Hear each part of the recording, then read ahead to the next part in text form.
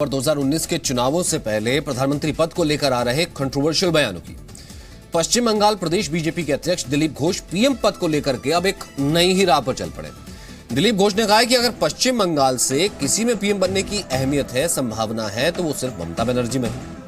अब दिलीप घोष ने कहा कि पश्चिम बंगाल के नेताओं में से किसी के पीएम बनने की अगर बारी आती है तो उसमें ममता बनर्जी का चांस पहला होगा।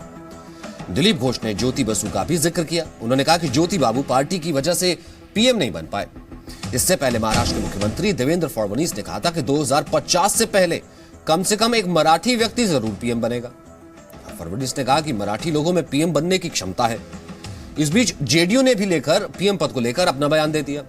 जेडीयू प्रवक्ता राजीव रंजन ने कहा है कि बिहार से अगर कोई पीएम पद का दावेदार है तो वो नीतीश कुमार है। हालांकि बीजेपी नेता सीपी ठाकुर ने जेडीयू के बयान को खारिज कर दिया। सीपी ठाकुर ने कहा कि बिहार में पीएम का कोई चेहरा नहीं है, सिर्फ और सिर्फ चेहरे अगर कोई हैं तो वो मोदी।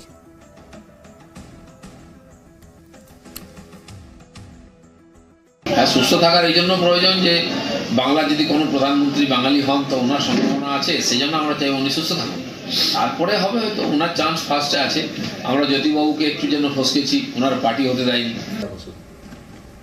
ज्ञानेश्वरांच्या काळानंतर मोगली आक्रमण झालं, त्यानंतर उत्तरेचाच राजा झाला। 5 वर्षापूर्वी तो ते राजेपद थोडंसं दक्षिण पश्चिमेकडे सरकलेलं आहे। माझा सरळ प्रश्न असा आहे की 2050 पर्यंत एक तरी मराठी माणूस पंतप्रधान झालेला दिसेल का आपल्याला? का दिसणार नाही? जरूर दिसू शकेल। मराठी माणसामध्ये एक क्षमता आहे बघा, या भारतावर, अखिल भारतावर जर खऱ्या अर्थानं कोणी राज्य केलं असेल तर ते मराठी माणसानेच केलेलं आहे आणि अटके पार जाण्याची ताकद देखील मराठी माणसामध्येच आहे। त्यामुळे मला पूर्ण विश्वास आहे की 2050 पर्यंत आपल्याला एक नाही त्यापेक्षा जास्त मराठी माणसं ही देशाच्या सर्वोच्च स्थानावर दिसतील। माणसाला जर उत्क्रांतीने देवत्व प्राप्त होत असं म्हणतात, नराचा नारायण होतो असं म्हणतात, तर नरेंद्रचा देवेंद्र ही एक नैसर्गिक प्रक्रिया आहे का? तुम्ही माझे हितचिंतक आहात, शुभचिंतक आहात असा आतापर्यंत माझा समज होता, तो आता खोटा ठरवू नका।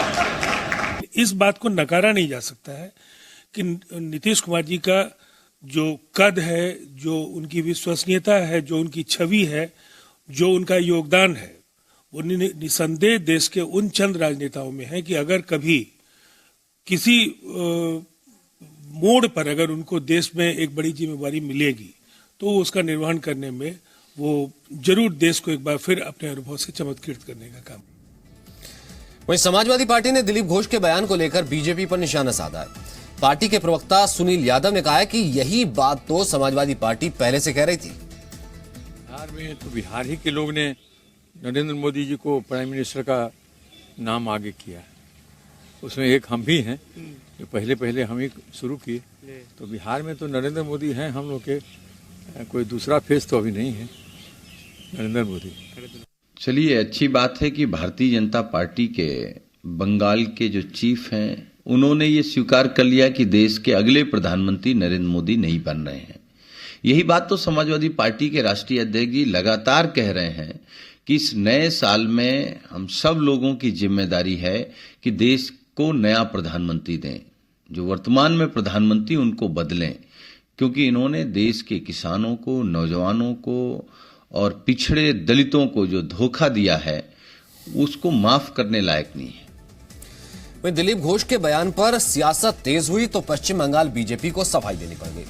बीजेपी नेता रूपा गांगुली ने कहा कि ममता पीएम बनेगी ऐसा तो उनके कैडर ने कभी सोचा ही नहीं। उनका कैडर ही ये नहीं सोच सकता कि ममता पीएम बन सकती है। मुझे लगता है दिलीप जी जो कह रहे थे वो उसको थोड़ा सा मतलब भाषा की वजह से या बर्थडे था इसलिए उन्होंने ऐसे बोल दिए हैं, लेकिन ये भारतीय जनता पार्टी का कार्यकर्ता होने के नाते नहीं बोल रही हूं। मैं आपको ये विश्वास दिलाना चाहती हूं कि मैं भारतीय जनता पार्टी अगर नहीं भी करती, अगर मैं पॉलिटिक्स नहीं भी करती, तो भी ये दूर दूर से पॉसिबल नहीं है। जो इंसान एक राज्य नहीं चला सकते हैं वो देश चलाने की कैसे सोचेंगे? जिस कैरेक्टर की बात आप कर रहे हैं, ममता बनर्जी जी, वो हेड ऑफ द स्टेट है। तो हेड ऑफ द स्टेट होने के नाते उनका पश्चिम बंगाल में जितना क्षमता है उतना है, उसके बाद में तो उनका कुछ भी नहीं है। These are all, you see, regional leaders, wishful thinkings and speculations, etc. Their personal views that they are airing, but it doesn't have any base. It all depends ultimately upon how the people vote, what is their mandate, what is their choice. BJP प्रवक्ता शाहनवाज हुसैन ने कहा है कि PM तो सिर्फ नरेंद्र मोदी बनेंगे और इस बार पश्चिम बंगाल उन्हें पीएम बनाने में अहम भूमिका निभाएगा। देखिए, उन्होंने कटाक्ष करते हुए कहा है कि टीएमसी के लोग वो सपना देखते हैं।